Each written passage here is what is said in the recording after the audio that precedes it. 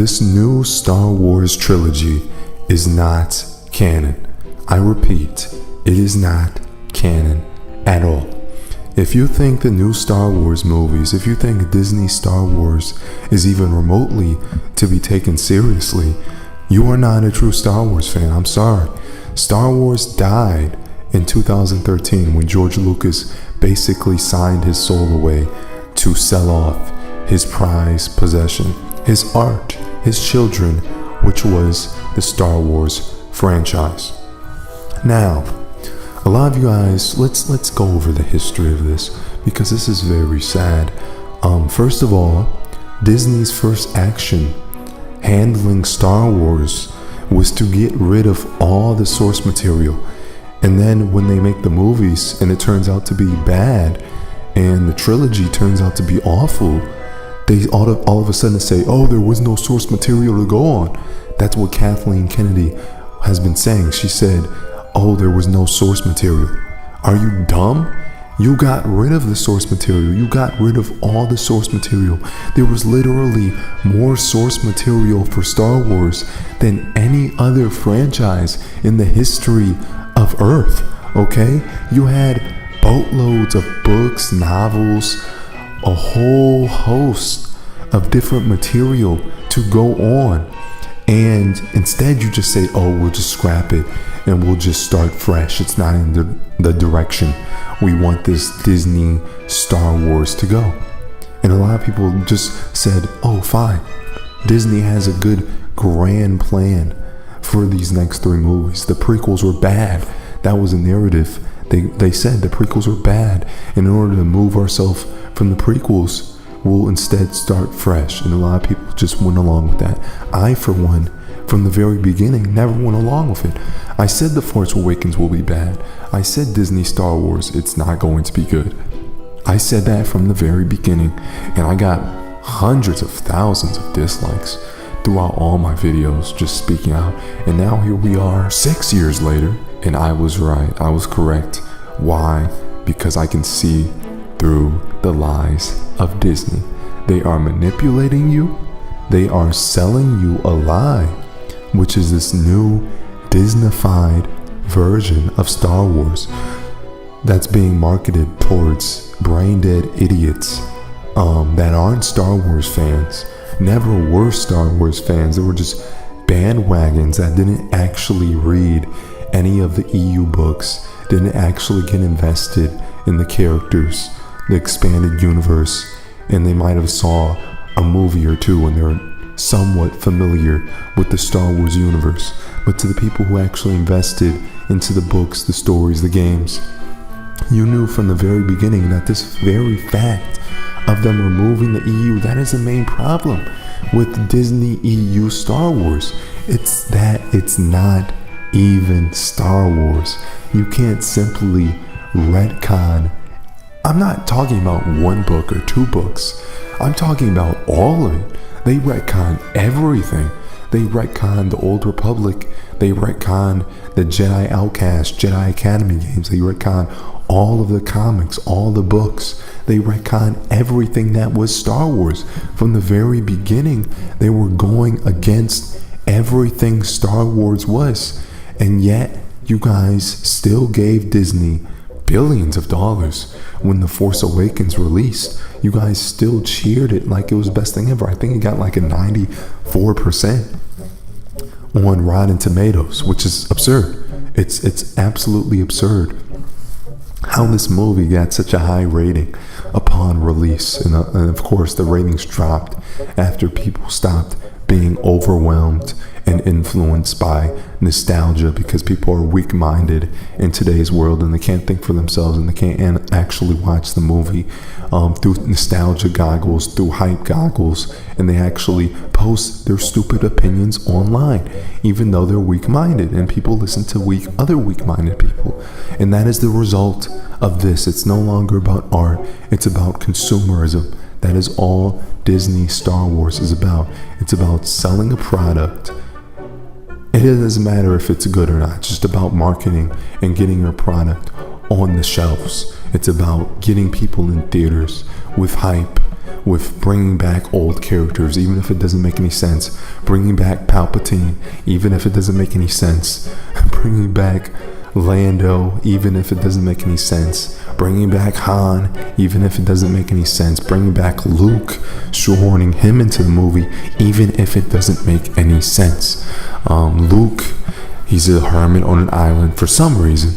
The Force Awakens was literally about finding a map to Luke and destroying a giant super weapon planet, which is the dumbest plot ever. But for some reason, this movie literally got a better rating than most movies that's ever been released. Most classics don't even get 94% ratings on Rotten Tomatoes, yet these idiot reviewers that can't think for themselves, which are basically bought out by Disney, they put these ratings, and then they come along 6 years later and say, hey, this trilogy is actually bad. It's too late. We've already given them billions of dollars. We've already given Disney more money so they can monopolize more studios that don't do this. Are you serious? We could have put that money into actually buying tickets to movies that don't just copy and paste. There are plenty of movies that are at film festivals just sitting to rot that don't get the funding because people are so invested in this corporate nonsense, which is Star Wars. I'm sorry. The golden age of Star Wars was around 2002 to 2010. If you were a Star Wars fan, it was the best time for games, for the EU, for shows. It was the best time to be a Star Wars fan, in my opinion, because it could just be me talking because I was a hardcore Star Wars fan at that time. But really, that was the best time for me to be a Star Wars fan because there was so much content, and the universe actually made sense. It all connected, all the characters connected, and they were congruent with their motives, and they actually had real arcs. Kylo Ren, he has no character arc, and a lot of people say, oh, he's a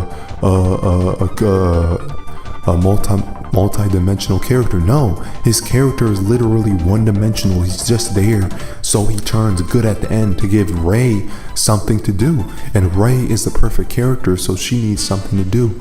And because they can't actually make her character multi-dimensional, every character is just put there to make the other have something to do. Finn, he's just there to make Rey look good. Rose, she's just there to make Finn have something to do, have a love interest, because he has nothing to do. Every single character is just useless, just absolutely useless, and it's just boring to watch. I don't care what happens to Finn. I don't care what happens to Rey. Rey could die for all I care, and I would literally clap if she died, because she's supposed to be the character we care about. But can we say the same for the old trilogy? We'd be heartbroken if Han Solo died. When Han Solo was frozen in carbonite, I was heartbroken the first time I watched that movie, because he was our favorite characters. The main three characters for the main cast were Star Wars. Without them, Star Wars wouldn't work. Star Wars wouldn't be what it is. Ben Kenobi, when he died, it was sad. We lost something in the trilogy. These characters, we don't lose anything because we don't care about them. Their character development is non-existent. Why are they even there?